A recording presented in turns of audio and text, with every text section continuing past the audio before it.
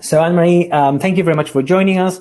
If you have a look at Anne-Marie's profile on New America's website, you'll find that she is a true think tanker.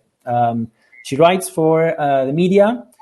She's been an academic, policymaker, and now runs a think tank. So we do look forward to what you have to say, Anne-Marie, having seen all these different fields, and you can tell us what you think the future holds for think tanks. Enrique, thank you. And let me start by saying I really am honored to be able to give this keynote and to engage with all of you. It's particularly important to me that this is a global conference, that we are virtually in Berlin. We are, of course, around the world. But I do think, as an American, often the United States thinks only in terms of U.S. think tanks or think tanks on the U.S. model. So I'm delighted to be here in a global forum. That said, I'm American, I'm half European, but I've spent my career mostly in the United States, and I'm inevitably going to give you a more American perspective that I hope you will then challenge.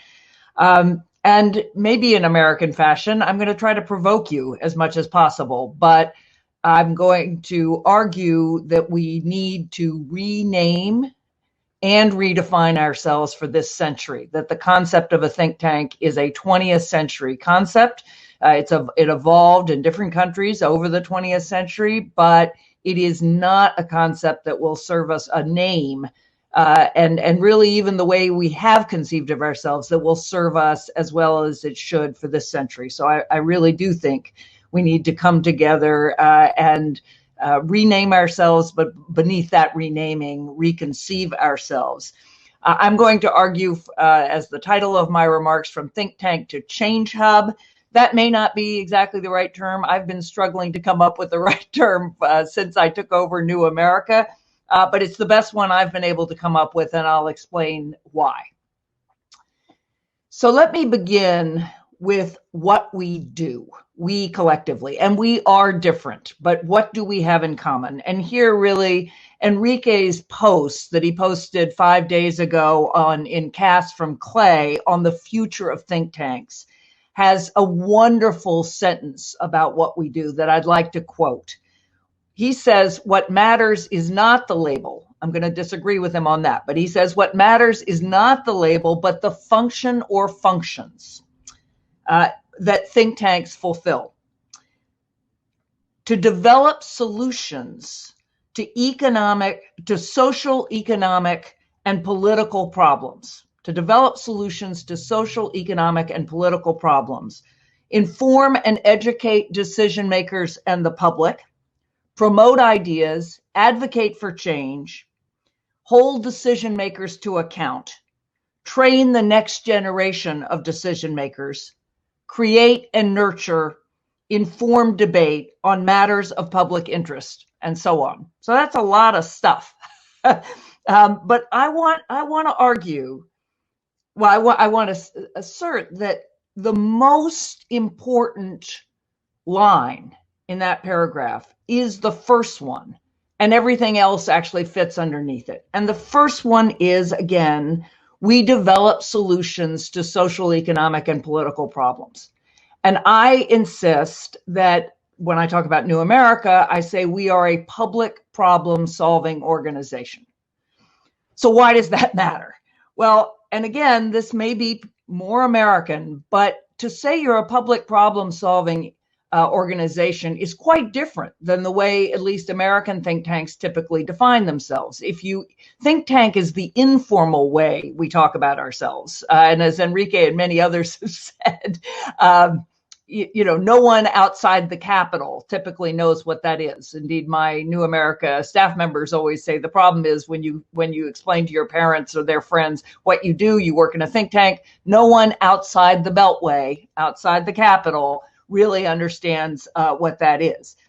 But if you look at the formal statement of what we are, it's almost invariably some version of a policy research institute. And a think tank is shorthand for a policy research institute. But to say we are a public problem-solving organization shifts the focus away from policy.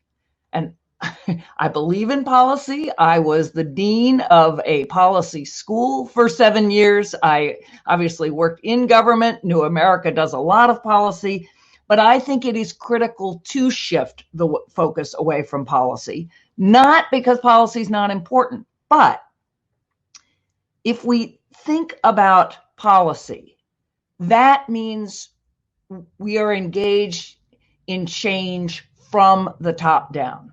That means we are focused on governments because governments enact and implement policy.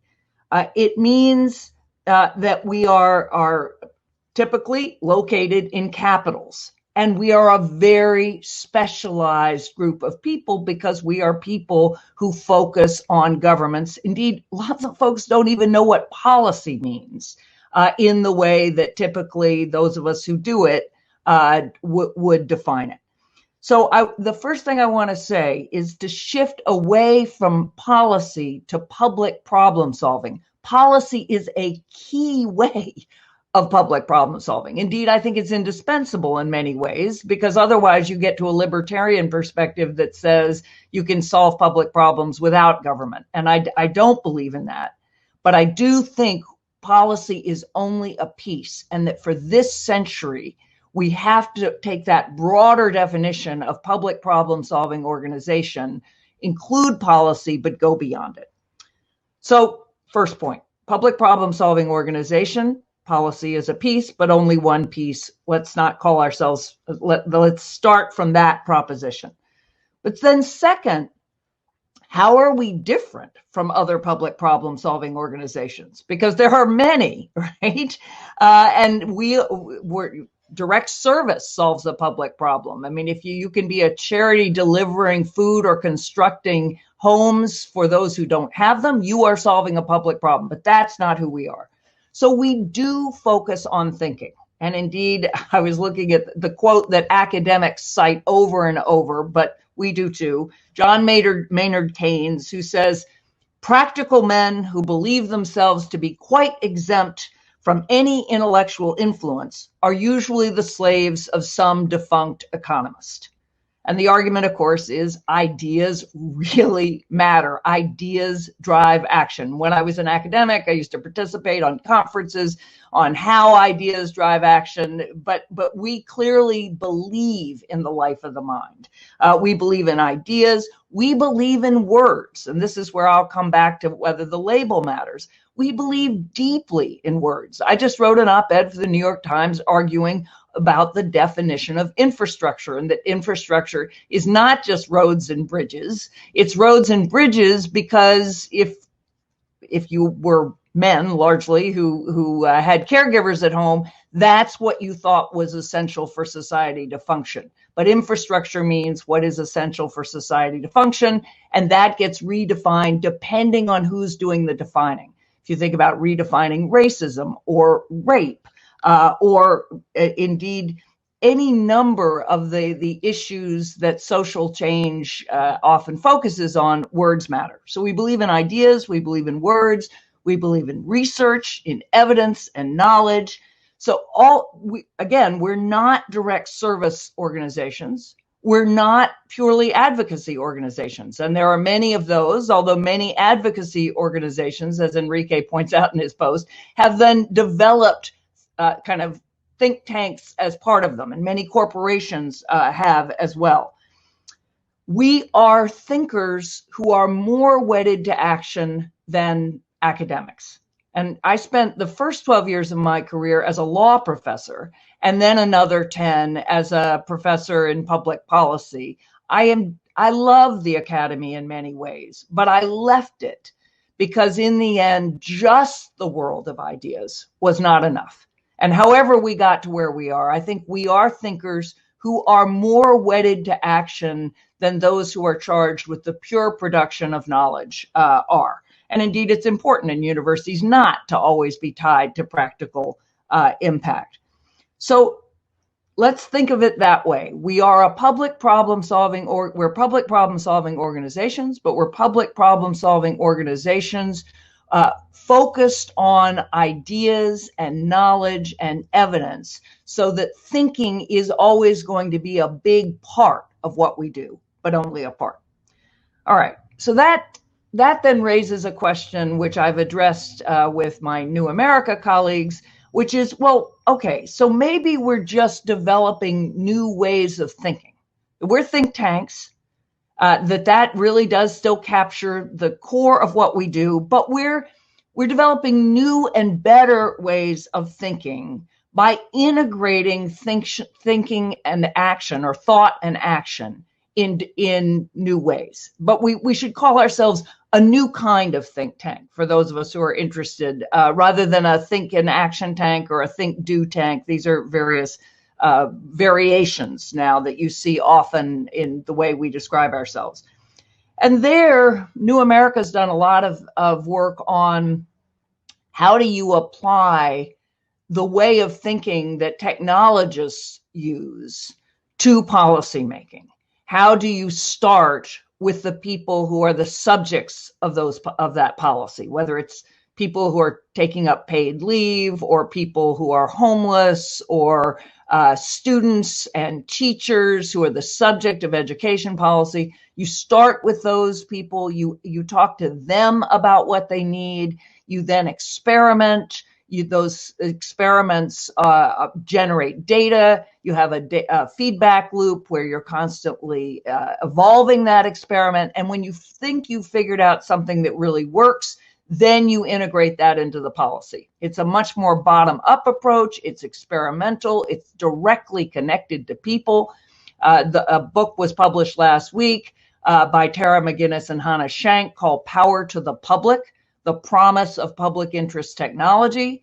But they would say, as have many people who are writing in this space, and I know of 7 books coming out on civic tech or public interest tech, but all of it is this way of public problem solving. They'd all say the technology is not so important. It's the way of thinking. It is, again, ground up, experimental. And you heard Daniela talk about a lab. We all have labs now. Well, labs are the places you experiment.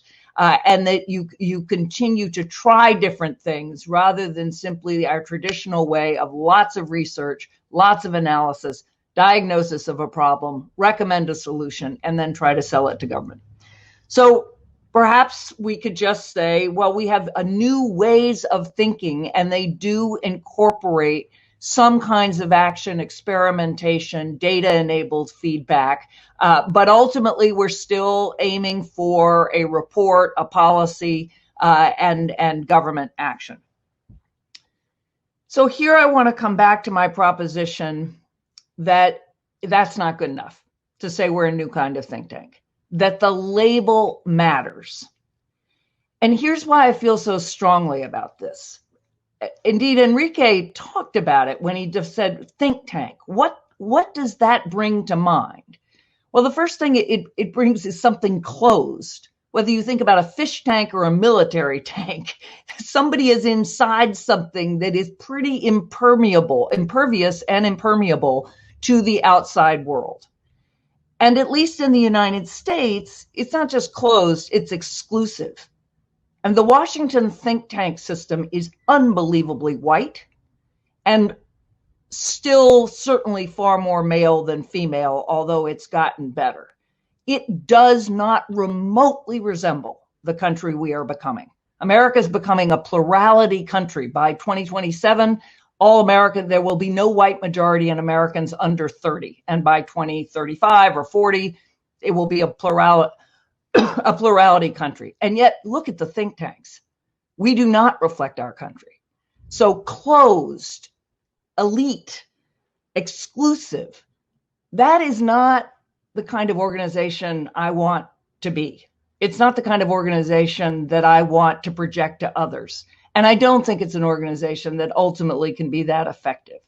So the whole only thinking within a tank, to me, is really contrary to our ability to be able to solve public problems. All right. The last thing I'll say there is I also think it makes it much harder to attract both the diverse group of people we need to attract, many of whom think about think tanks as very white, very male, very exclusive, very capital-centric. And also it doesn't help us attract younger people. At least the more younger people New America's hired, and frankly, there's a gender dimension there too. The more women we've hired, the more we have seen a push to action as well as thought. And again, this is all both and, because I've spent my life in the world of ideas and we all believe in them. So let me close by not just critiquing, but offering at least one version of what we could become, a different label, and a different label that incorporates a different theory of action.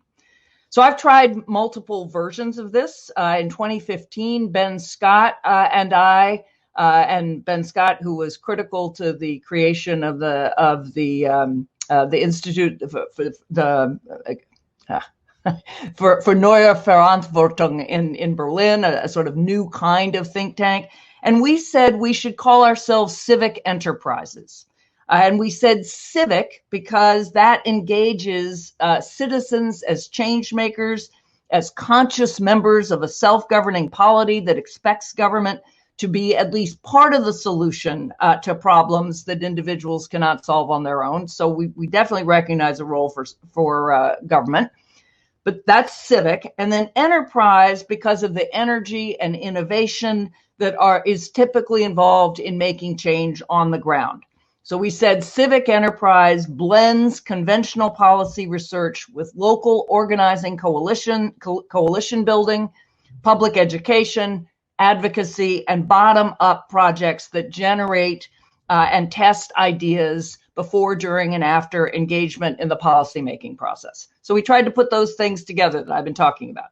That was 2015. I think it's fair to say civic enterprise has not taken off. I was also pushing back against a very American focus on social enterprise, which again often has a kind of we don't need government streak. So we were trying that. That hasn't worked. So now I want to propose Change Hub. And we might come up with, we are a public problem solving organization, just like think tanks or policy research institutes.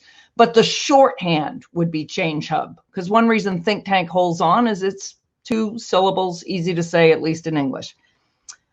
So a Change Hub, many of you know I've spent my life working on networks.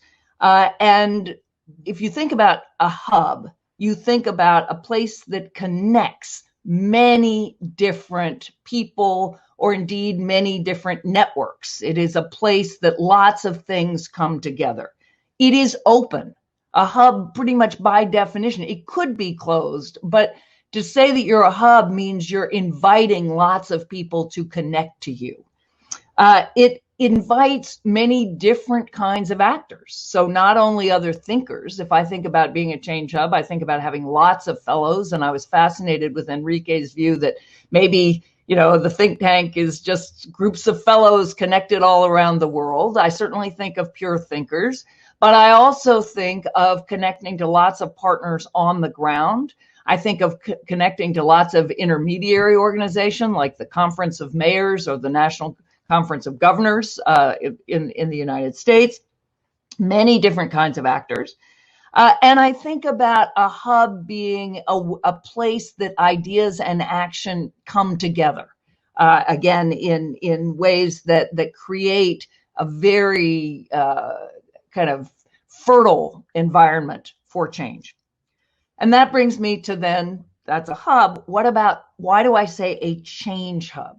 Because again, I think in this century, as important as thought is, thought must be connected to a direct theory of change. What we are selling is not just ideas. It's ideas married to action for the purposes of change. Even if you're a conservative organization, you're generally trying to move things back in a particular direction, or you want change in a very gradual way. But very few of us are there just because, we think everything's great and we're just going to think about it. We want change. I think we want change through ideas that are developed collaboratively with the people who ultimately are going to be affected by those ideas. I think we want change that incorporates experimentation and feedback and data and design and partnerships. I think also change that is willing to be measured. We have to be able to embrace metrics that are bolder than the ones we've done. So I want to leave you with the idea that suppose a whole group of us came together and said, okay, we've called ourselves think tanks, but really we're public problem solving organizations, and we solve public problems in a variety of ways, driven by ideas and evidence, but we come to those ideas and evidence and policy recommendations from very different ways. Often, again, experimentation and data and being connected to people on the ground.